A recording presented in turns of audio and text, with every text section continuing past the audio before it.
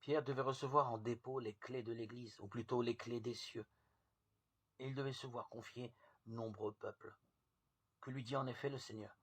Ce que tu as lié sur la terre sera lié dans les cieux, et ce que tu auras délié sur la terre sera délié dans les cieux. Matthieu 16, 19. Car Pierre avait un caractère quelque peu abrupt.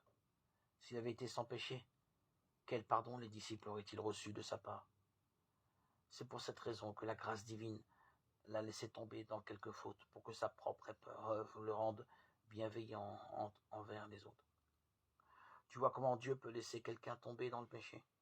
Ce Pierre, le coryphée des apôtres, le fondement inébranlable, le roc indestructible, le premier de l'Église, le port inexpugnable, la tour inébranlable, ce Pierre qui avait dit au Christ, « Même si je devais mourir avec toi, je ne te renierai pas. » Matthieu 26, 35.